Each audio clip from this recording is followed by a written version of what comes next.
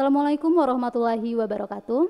Pemirsa UMB TV dan sahabat kampus dimanapun Anda berada, saat ini kita sedang berada pada podcast UMB TV bersama saya, Sarah Kurnia Fadila, dan di samping saya telah ada narasumber, yaitu Mas Debi Ardianto Simorangkir.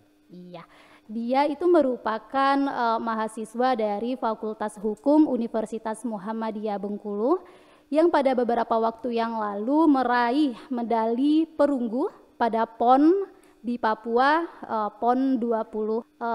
Sebelumnya kami mengucapkan selamat kepada Mas Debi karena telah meraih medali perunggu, dan itu tidak mudah dan tentunya itu sangat membanggakan buat kita semua, baik itu dari provinsi kita, terus juga dari kampus kita, yaitu Universitas Muhammadiyah Bengkulu.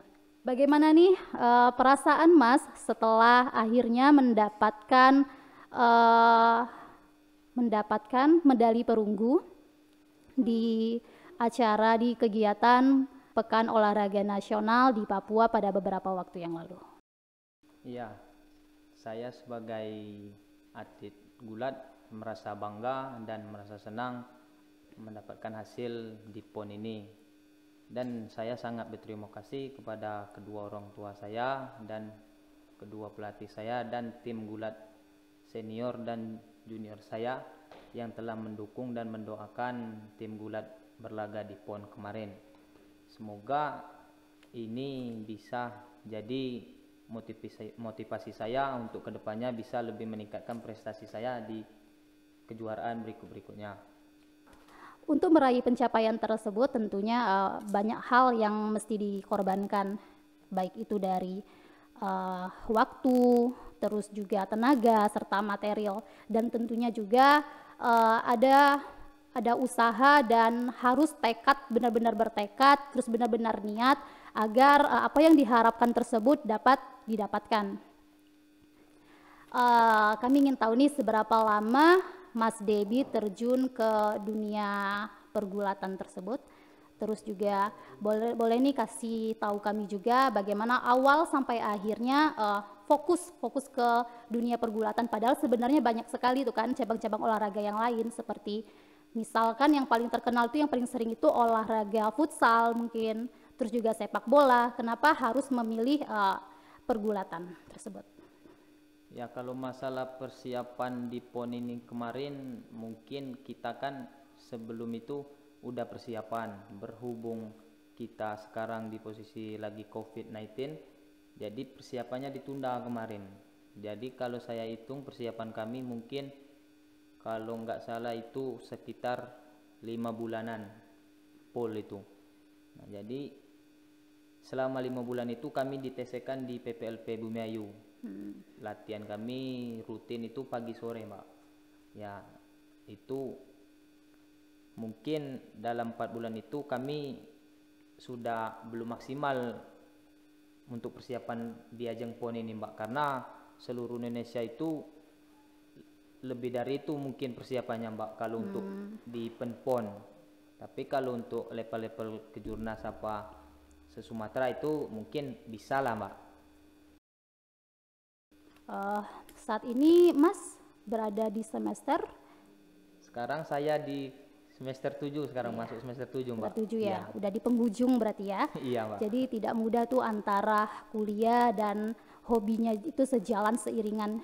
Mau tahu juga nih bagaimana caranya Mas atau tips-tips untuk teman-teman yang lain agar bisa membalanskan antara kuliah dan juga hobi agar tetap sejalan. Karena bisa kita lihat banyak sekali antara kuliah dan hobi itu banyak sekali yang akhirnya salah satunya itu harus dikorbanin.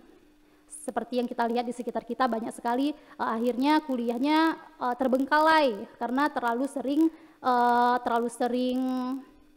mengutamakan hobi, ataupun malah sebaliknya hobinya terbengkalai malah kuliahnya yang bagus gitu. Jadi bagaimana sih membalanskan antara hobi dan kuliah? Ya, kalau masalah kita mengatur waktunya kita sendiri itu, Mbak. Seandainya ini kita latihan pagi itu mulai jam 6 Mbak. Kan kuliah kadang kan ada itu jam-jam 8, jam 9. Nah, tergantung kita yang mengaturnya Mbak. Mau nggak di diri kita bisa membagi waktu. Karena atlet sama orang luar itu beda Mbak, itulah tuntutannya Mbak. Kalau orang luar dia bisa kapan saja. Tapi kalau atlet itu udah diasramakan, ya pandai-pandai kita lah Mbak itu. Bisa mengatur kondisi, karena kita kan yang dibutuhkan istirahat Mbak, karena tiap hari latihan itu kan kalau nggak istirahat mungkin terlalu capek nantinya Mbak. Jadi Mas ini merupakan bukti nyata bahwa jika kita ingin benar-benar, jika kita bertekad dengan sungguh-sungguh, antara kuliah dan hobi itu akan balance, nggak ada yang ketinggalan. Terus boleh nih Mas kasih motivasi buat teman-teman yang lain bahwa sebenarnya apapun yang mereka inginkan, apapun yang mereka harapkan, misalkan dari hobi tersebut, dari beberapa hobi, itu akan tercapai jika emang benar-benar kita niat, emang benar-benar kita membulatkan tekad kita sendiri. Itu boleh kasih motivasi buat teman-teman mahasiswa yang lain maupun masyarakat di Bengkulu, jika kita memiliki tekad, jika kita tekun, antara kuliah dan hobi itu bisa balance. Tolong Mas kasih motivasi buat teman-teman yang lain, itu gimana? Ya, buat teman-teman di luar sana yang ingin mengalirkan hobinya, ya tergantung kita juga sih mengatur kuliah dan hobi kita. Kalau kita nggak bisa ngaturnya, ya salah satunya harus terbengkalai. Ya mungkin untuk teman di luar sana, aturlah waktunya sebisa-bisa mungkin. Dalam arti ya, kalau kita ingin betul-betul sukses misalnya di dunia hobi, ya tekuni, tapi jangan setengah-setengah, harus semangat dan bisa mengatur semua itu. Bertanya lagi nih Mas, untuk target kedepannya, apakah hobi ini bakalan menjadi profesi atau kedepannya malah nanti stop dulu gitu? Bagaimana target kedepannya? Ya, untuk target kedepannya mungkin akan melanjutkan lagi supaya bisa membanggakan untuk Provinsi Bengkulu kita, terutama untuk kedepannya itu event lumayan ada juga untuk tahun depan. Kalau nggak ada halangannya nanti itu ada kejuaraan Pomnas itu di Padang Mbak. Jadi untuk praponnya nanti itu 2023 Mbak. Itu kan kita mengambil tiket untuk ke PON, untuk PON ke 2025. Nah maka dari itu mungkin nggak ada istirahat lagi itu Mbak untuk meraih prestasi yang tertinggi kita. Apalagi sebagai diri saya sendiri ingin mengikuti PON yang kedua kali ini, meraih prestasi lebih dari yang sebelumnya ya Pak.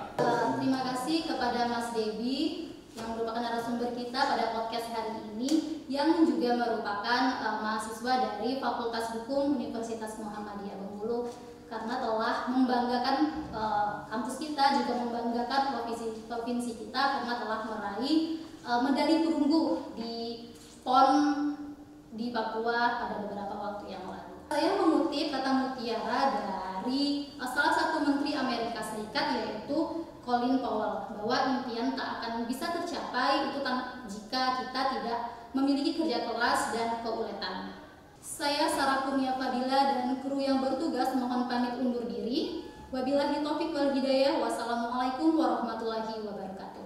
UMB TV, keren dan mencerahkan.